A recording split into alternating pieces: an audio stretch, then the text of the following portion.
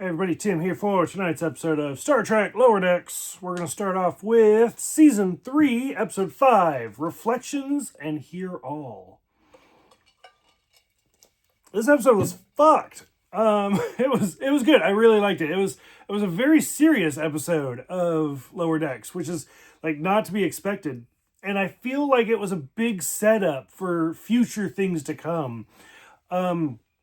I would say the A storyline is definitely Rutherford and him, like, it starts out with him having nightmares. But then once his little, like, thingy turns red, I was like, oh, it's Mirror Universe. That's why it's reflections. I get it. I was completely wrong. So Rutherford ends up, like, having migraines, so Tendi wipes, like, deletes his cookies, if you will. And so he ends up, like, basically meeting himself before he got the implants.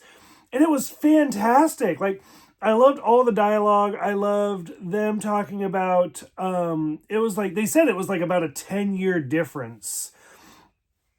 And then when the douchey young Rutherford and like the Oakley Dokley one that we all like, basically are trying to fit together. And the racing scene's great where he makes the Delta Flyer. Just, it's an obvious Voyager reference, but it's well done, and it's like it has the family aspect to it that I really liked.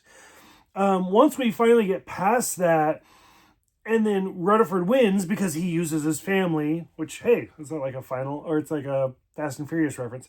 Him being like, remember, which is Wrath of Khan. And it turns out that Rutherford was doing something, and his accident was an accident, and it was actually a cover-up. So it has to go more into that. I'm super curious to see how that's all going to kind of fit together. Are we going to realize like more like Section 31 type conspiracy shit? The B storyline, not as interesting, but still pretty good, of just Mariner and Boimler basically working in like a tent, trying to like a job fair type thing.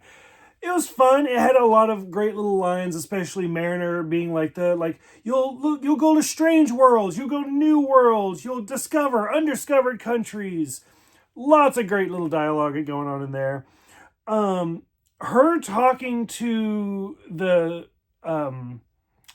booth next to her was great. Where especially you're gonna spend your 7 years in a room with no windows, which I fucking love that joke. I had to pause it. I was laughing because it's one of my favorite jokes to make about Star Trek, because Next Generation, Deep Space Nine, and Voyager, like the top 3 of Star Trek, if you will, were all 7 seasons.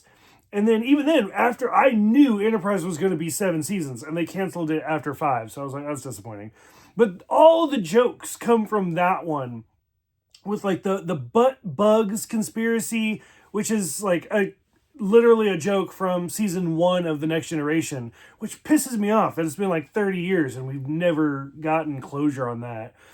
The stop trapping people in games, which is season 1 of Deep Space Nine, which is, I don't give a fuck what anybody says. The Alan Moraine episode is one of my favorites. It's fantastic. And then I think my other favorite joke was the uniforms. If they're so cool, why are they always changing?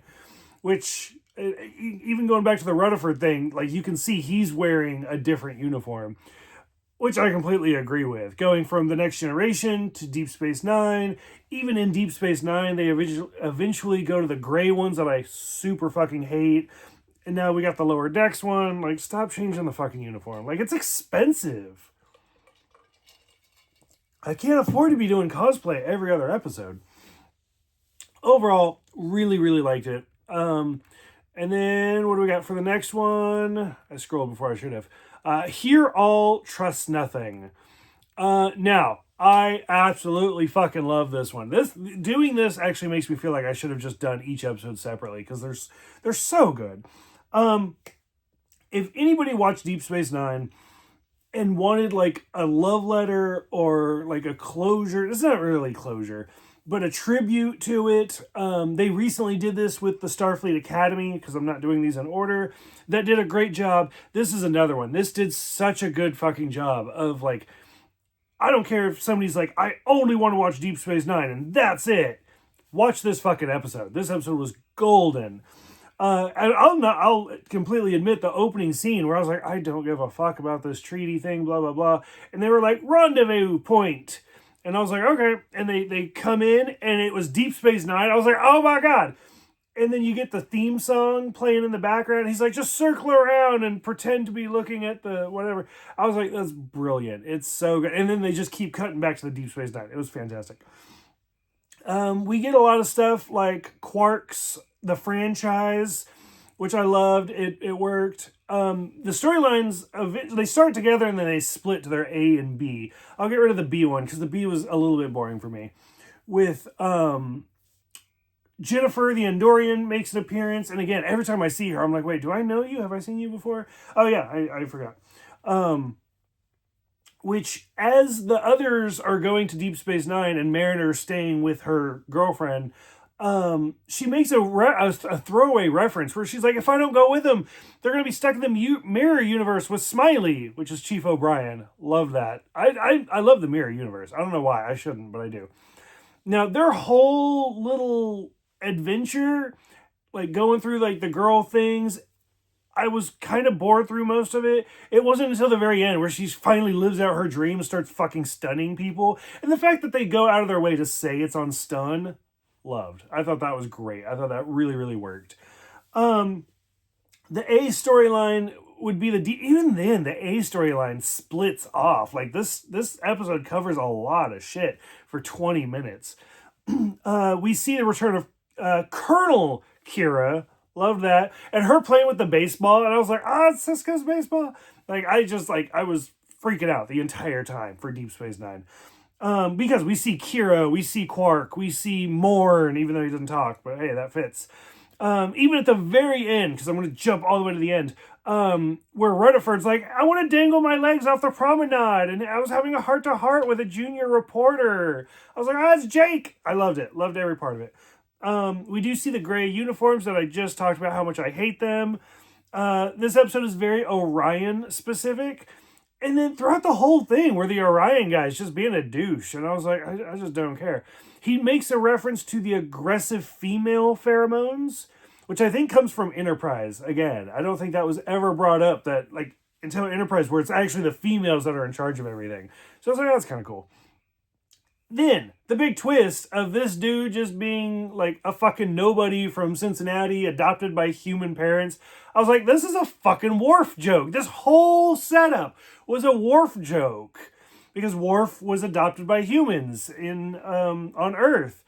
And it's like, oh, that's it? Like, that was a big fucking setup for that joke. But it worked. It paid off. I got it. I don't know how many other people were like, I see that. Overall, loving this show. It's, even without all the reference, like, great references, but still just really well done, well-written episodes for fans. I think not enough people give this show credit. So, love both of them, love all the references. The Rutherford thing, I think, is going to be because we're like more than halfway through the season at this point.